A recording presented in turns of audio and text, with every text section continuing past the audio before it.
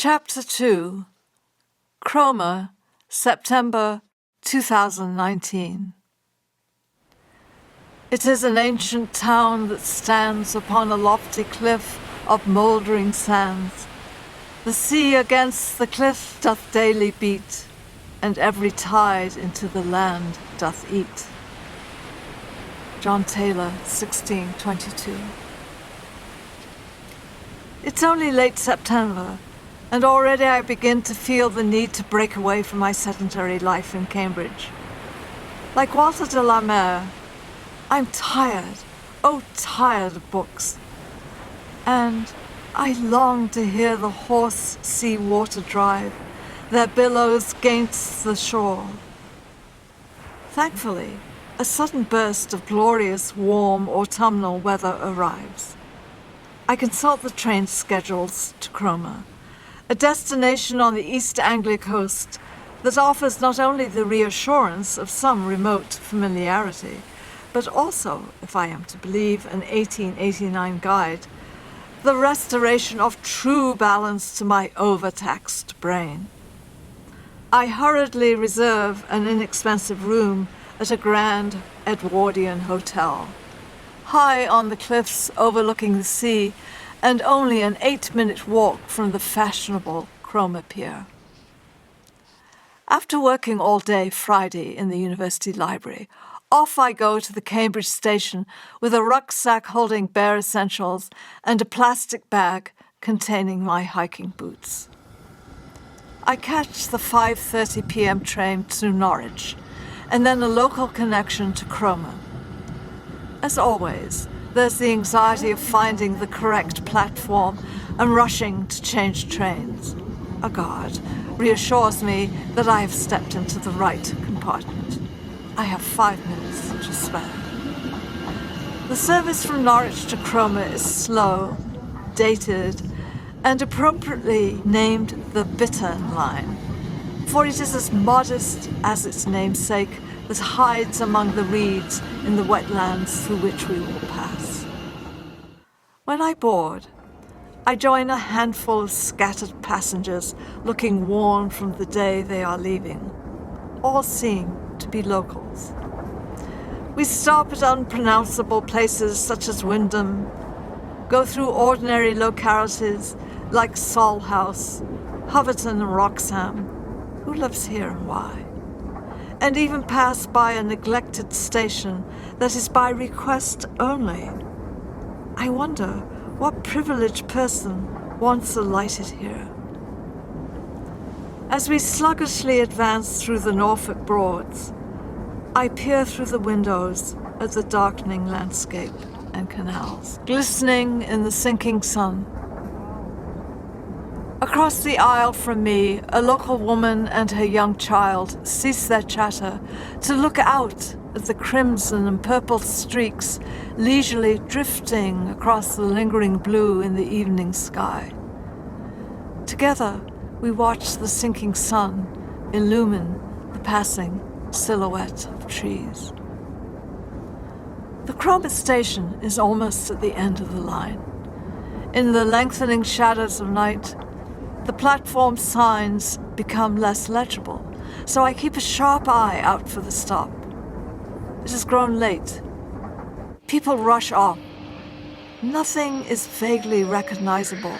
No odor, no sound, no crack in the pavement transports me to the landscape of my 1952 holiday. For a brief moment, I feel utterly alone. To make matters worse, there's no taxi in sight. What to do? I run after a passenger who recommends that I walk to a nearby supermarket where there's a phone link to a taxi service. Relief. Even at 8 p.m., the shop is open and the car company answers. The assumption that everyone has an iPhone has not yet prompted the supermarket to remove this convenience. In the obscurity of night, the Cliftonville Hotel resembles some Gothic ruin overlooking the edge of the 70-foot cliffs that separate the land from the sea. Reflecting ghostly streetlights, Its pale facade and decorative turrets eerily peer into the sprawling darkness. Built in 1894 as a boarding house and 3 years later upgraded into a fashionable hotel, Cliftonville once accommodated Edwardian holidaymakers who, attempting to escape the sickly air of industrial cities and the madding crowds and cares of London, flocked to Cromer, reputed to be not only among the best of all the sea-bathing places, but also one of the healthiest spots in the United Kingdom. Indeed, a 19th century issue of the Lancet professed that nothing was better for the invalid than vacationing in Cromer. There, purifying winds with their wild, tempestuous gusts would chase away contagion. Furthermore, Cromer's invigorating, highly oxygenized air might benefit the digestive organs. A train line, first built in 1877 and 10 years later extended to Cromer Beach, made the pursuit of contentment and health for these people much simpler, faster, cheaper, and certainly more comfortable. As a rural rector in the late 1880s remarked, "We may well be thankful to the Great Eastern Railway for the pleasure their services give to the weary traveller." I am reminded of Margaret Hale from Elizabeth Gaskell's mid-19th century novel North and South. Seeking to drink in strength, new life, and fresh courage at every breath, as well as to attain some distance from the disturbing industrial milieu of Milton, the fictional name for Manchester, she travelled by train to Cromer, where she sat long hours upon the beach and gazed intently at the waves as they chafed with perpetual motion against the pebbly shore. Before the introduction of this railroad line, Margaret Hale would have either to come by steamship or to endure a bumpy, crowded stagecoach ride from the nearest railroad stop, perhaps 22 miles away. She might have found herself squeezed among 3 or 4 others seated inside the coach, or, heaven forbid, perched on top with 15 fellow passengers, surrounded by plenty of baskets, game, trunks, bags, etc., etc. After stepping out of the taxi, I enter the hotel's splendid, well-lit lobby, displaying an elegant grand staircase and stained glass windows. It is hard to imagine that decades earlier, after the outbreak of the Second World War, this place would have clattered with the boots and echoed with the voices of billeted troops sent to guard the vulnerable North Norfolk coast from invasion. This coast, incidentally, was named E-Boat Alley after fast German motor torpedo boats that attacked British merchant ships.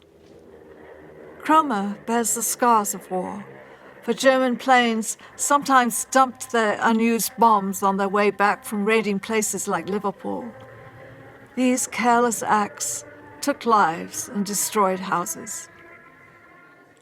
On this peaceful late September night, however, memories of war seemed distant, less probable than the fading spectre of garrulous Edwardian holidaymakers who once chatted, laughed, and perhaps even quarreled in the hotel's restaurant.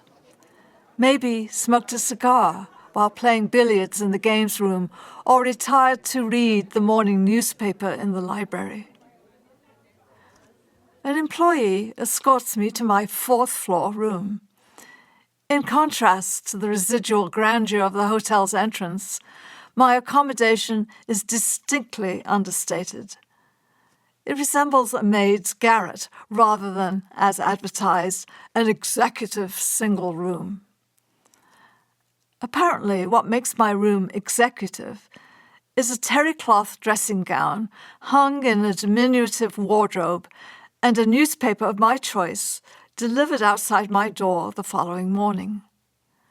Nevertheless, my quarters are comfortable, thankfully. An electric kettle and 2 packages of shortbreads crouch in the corner of the dresser. I feel grateful to have arrived, but I have no sense of precisely where I am. I know that the North Sea is just beyond the cliff's edge, and that if I were able to see past the reach of human vision, I could possibly catch sight of Denmark, Norway, or the Netherlands. The pitch darkness of the hour, however, reveals nothing.